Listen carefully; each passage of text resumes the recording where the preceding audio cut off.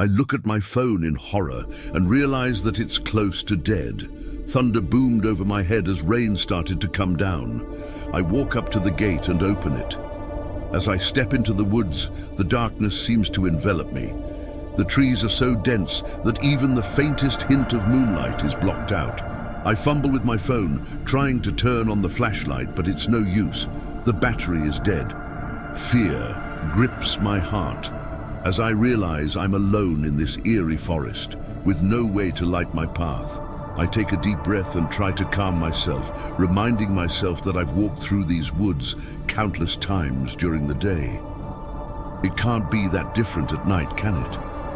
But as I take my first step into the forest, I can't shake the feeling that something is terribly wrong. The woods are silent, not even the chirping of crickets to break the stillness. The only sound is the soft patter of rain on leaves. I push forward, my footsteps echoing in the silence. The path is familiar, and I try to keep to it as best I can. But the darkness is disorienting, and I soon realize that I've lost my way. Panic begins to rise within me as I realize that I'm hopelessly lost in this labyrinthine forest. Just as I'm about to give in to despair, I hear it, a faint rustling in the underbrush behind me. I freeze, my heart pounding in my chest. I strain my ears, trying to make out the source of the sound. Then I hear it again, closer this time. It's the sound of footsteps, deliberate and purposeful. Someone or something is following me. Terror grips me, and I break into a run, crashing through the underbrush, my footsteps loud in the silence. I can hear whoever is behind me gaining ground, their footsteps quickening. I dare not look back. I'm too afraid of what I might see. My breath comes in ragged gasps as I push myself to run faster, to escape this relentless pursuer. But the forest seems to stretch on endlessly, and I can feel myself tiring, my legs growing heavy. Just as I feel like I can't go on any longer, I burst out of the trees and into a clearing. I stumble and fall to the ground, gasping for breath. The rain pours down on me, soaking me to the bone. I realize that I'm not alone in the clearing. Standing there, just at the edge of the trees, is a man. He's tall and gaunt, his face hidden in the shadows of a hooded cloak. I can't see his features, but I can feel his eyes on me, cold and unrelenting. Fear chokes me as I scramble to my feet and stumble backward. The man doesn't move, doesn't say a word. He just stands there watching me. I turn and run in the opposite direction, back into the forest.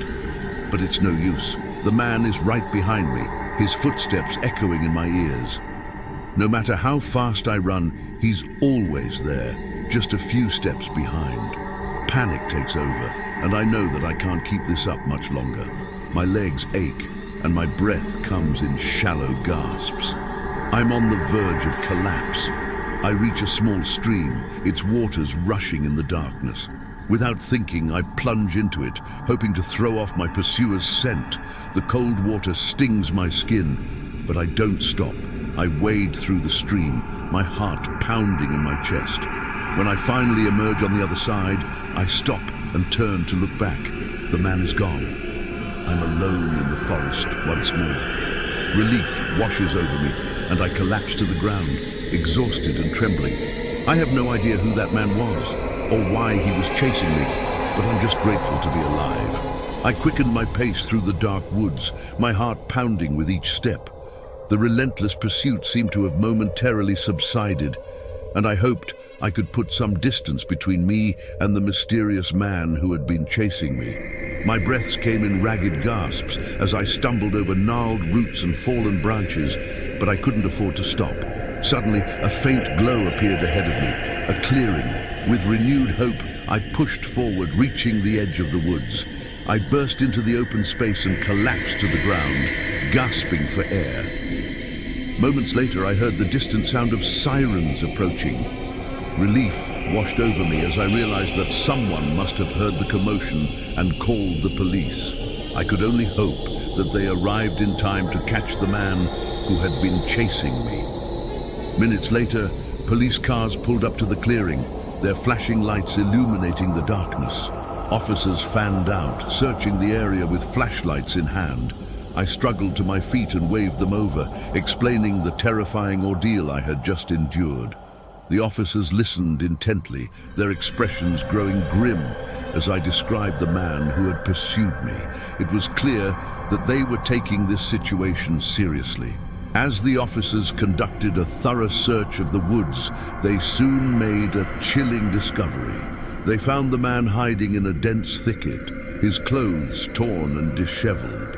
He was cuffed and brought out into the clearing, where I got a good look at him for the first time. His face was contorted with anger and frustration, but there was something far more sinister lurking in his eyes. As the officers checked his identification, their expressions turned to shock. It turned out that the man who had been chasing me was a wanted murderer, a fugitive who had been on the run for years. He had a long history of violent crimes, and his capture had eluded law enforcement until now. I watched in disbelief as the officers took the man into custody, knowing that their swift response had likely saved my life. The man's reign of terror was over, and he would finally face justice for his heinous crimes. In the days that followed, the full extent of the man's criminal activities came to light. He had been responsible for a string of gruesome murders, each one more chilling than the last.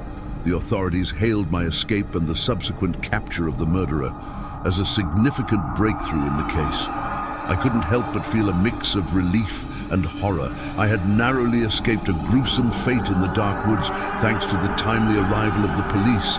It was a harrowing experience that would stay with me forever, a reminder of the dangers that could lurk in the most unexpected places. As I look back on that terrifying night, I couldn't help but wonder what had driven the man to become a ruthless killer, lurking in the woods, waiting to strike. The darkness of his soul was a mystery I would never fully understand. But I was grateful that he was finally behind bars, where he could no longer harm innocent victims.